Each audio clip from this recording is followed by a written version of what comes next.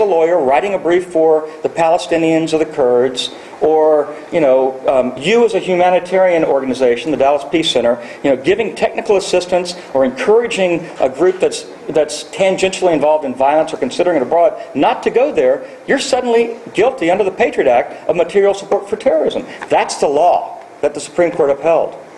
And there are also asset seizure provisions, Section 106, asset seizures without due process, that have literally shut down all the major Muslim charities in this country and chilled that population from speaking out against their rights. In addition to that, you've got provisions, like the National Security Letters provision.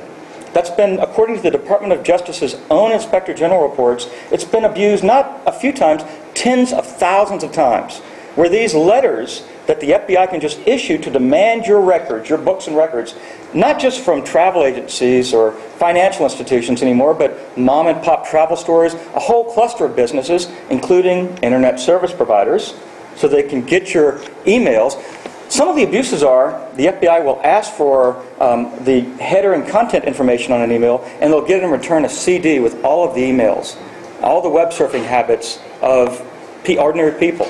So these are the sorts of abuses that aren't even on congressional agenda. Now, there are several laws, including the Justice Act that Russ Feingold introduced when he was still a senator. It's now been picked up by some other Democrats. The Durbin bill, which is coming up. The point is we need to look at the entire Patriot Act, right? And we need to do it not just with Democrats, because that's not going to be enough to get it done. It has to be with the Tea Party. Those activists, and there were about 30 Republican Tea Party members that voted for limits to the Patriot Act in this latest review.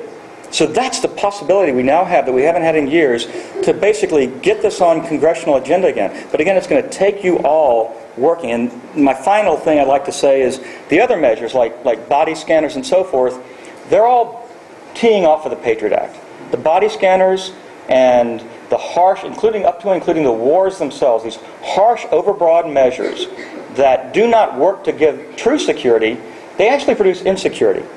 I'm a plaintiff in the electronic privacy information suit against body scanners, against the DHS and TSA. And the choice there is that you've either got a choice of radiation of body scanners or being groped by the TSA. Not a very attractive choice. But is that the only choice? Is that the new normal? Are we going to stand for this as citizens? Are we? No, that's right. All right. So the Dallas Peace Center and the other sponsors today, we met at lunch today, and I'm very pleased to say we've got a revitalized coalition where we're going to start meeting by email and having events on a monthly basis. And that's the only way we're going to do it. And we have to use that as the nexus of a hub that reaches out to our friends and neighbors and co-workers, other organizations. We need to get the League of Women Voters back involved. We need to get the NRA, the Gun Owners Association. We need to get all the faith groups back involved. In other words, we need to scale this. Dallas, after the Patriot Act, it was the home of Dick Cheney and George Bush, and of course it's still the home of George Bush today. And it was very significant that Dallas, the 8th largest city in the nation, went on record against the Patriot Act. Well, now we've got the opportunity to take those ideas, not just resolutions, but put them into laws that says Dallas will be truly a civil liberties safe zone. And we're going to seek accountability for torture. We're going to prohibit the Dallas police and law enforcement from cooperating with the FBI when it comes to repressing rights in these fusion centers and so forth. So I violated my promise. I've gone on too long and probably violated your human rights. I apologize for that. But I'll stop here and just, I do want to end with a quote from the poet James Lowell, because we've heard some great quotes today, and this is another one. They have rights who dare to maintain them. It's up to you to enforce our rights that we have and not lose them, and I have no doubt that you'll do it. Thank you.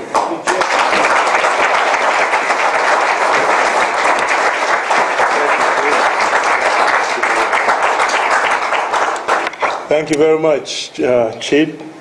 Well, I haven't had your human right violated and all. I want to ask your permission. But basically, again, I want to thank all of you for being here. We have questions and answers, but we were supposed to be done by about 5:30 Central Time, but it's only 3:30 Pacific Time.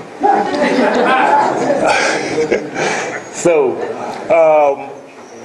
as I promised earlier, we moved the first Q&A session to the end of it, but time has passed. I have a handful of questions, and Kelly's got quite a few. I'm just going to throw a few out, and if I could, excuse me for one quick moment.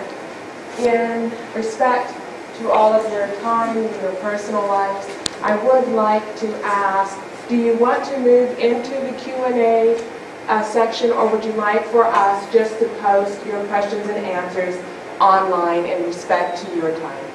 How about a lightning round? How about a lightning round? So tell me, if you could, a show of hands. a show of hands. To go ahead and extend maybe another 10 minutes or 15 minutes for Q&A.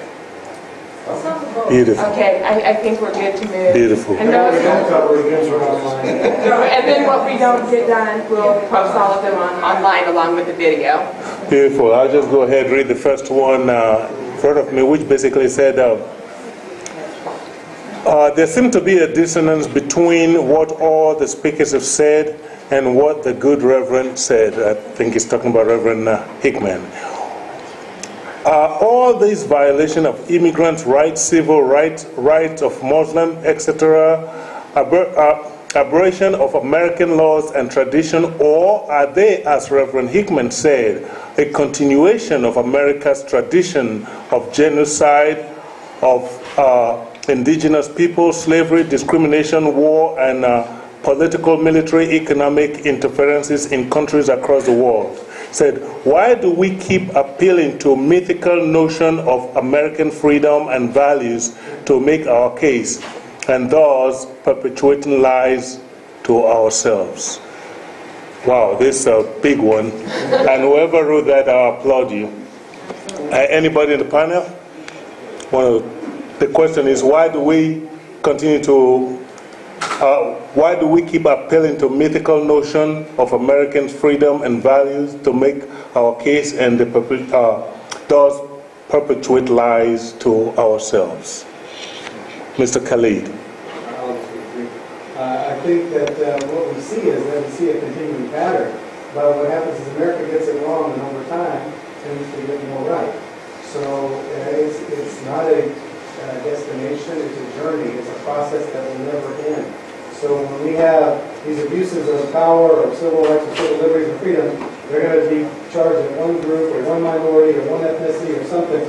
But over time, it seems to push back. So it's going to be an ebb and flow forever. We can learn from the past. We can learn from the history. We can know that that current is going to be there forever. And all we have to do is eternal vigilance to stay with it. Thank you. Reverend Hickman, you had your head up? I like the Constitution. And for me, the struggle has been that I think poor people, black people, brown people have always looked at things and compared things the way they are to the way they ought to be. And when we make the comparison of the way things are and compare them to the way things used to be, I think we're going in the wrong direction.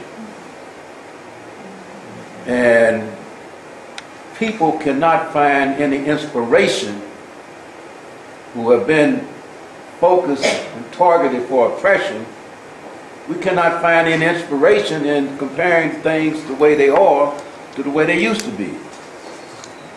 And I think the question is, how can we come to that understanding that it's not just a thing about white people, but the system has been organized to benefit white people. And the powers that be want to continue that. And that's not to say that people who are white are the cause of the problem. But white people did get the system going, and white people still had the power to keep the system going and give it direction. And that is a reality that I see. Chip, one more person, then I will just take a few answers, we'll move on to the next questions. Woody Allen said something once about, I can go without a meal or something like that, but I cannot go a day without a good rationalization. And I think that's part of it, is that, we rationalize, we turn a blind eye, and it's because of fear. After 9/11, we were traumatized, and there are these brain scientists that say cognitive errors happen when you're in a state of fear. And what we need to get back to is a state of reason. Law, in fact, embodies reason. That's the whole point of the First Amendment and the rule of objective law as opposed to subjective discretion. So many of these laws give you space for demonizing, racial profiling, and so forth. Not to mention the fact that we are affirmatively misled on a daily basis by the media, often owned by defense contractors. So it's hard enough when we're resorting to our fears and innate tribalism as a response, instead of the expanding circle of liberty that we had seen in progress. But in addition to that, they're trying to promote it because it makes money for them. So follow the money and wake up, America. Don't be afraid. I thank you very much. I think the next question went further to basically on the line of what you just said. Again, this one said, any thought on how to deal with the media? Fox need, whoever this is, he writes with an accent.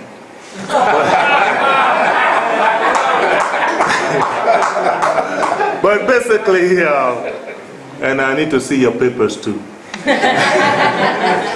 And he said, basically it's asking how we deal with the lie that they mentioned, Glenn Beck, O'Reilly, and then others like them. Yes, sir. I hate to detract from your money-raising efforts, but I do suggest that for those of you who are not familiar with Free Speech TV or Link TV, that you take a look at them. You can get them on Direct or Dish, and I think you can get Link on some cable networks. Amy Goodman and those organizations that really deserve our support because they're the alternative voice to Fox, not MSNBC. Yes, Jesse. They have their freedom of speech, and we have our freedom to boycott their advertising. They have in the pocketbooks. They're gonna have. That's how we got rid of Dr. Laura, well, the gay community. We rallied hard to get Dr. Laura's show. Finally, to temper her views or to see what she did and the cause, the harm that she did. So I think it's important that people realize who are supporting these shows and take them on.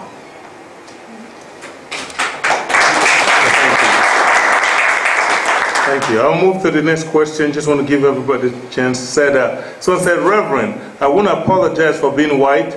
It is not my fault. It is a genetic defect. Amen.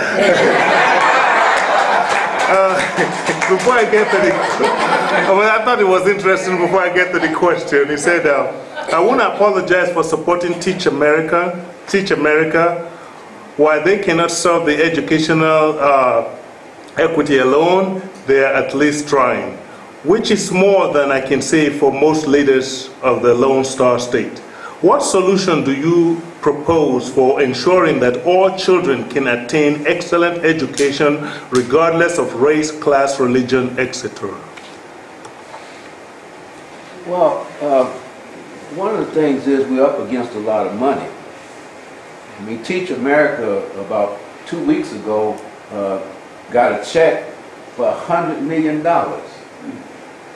And the person receiving the check said that'll keep us going for another 5 years.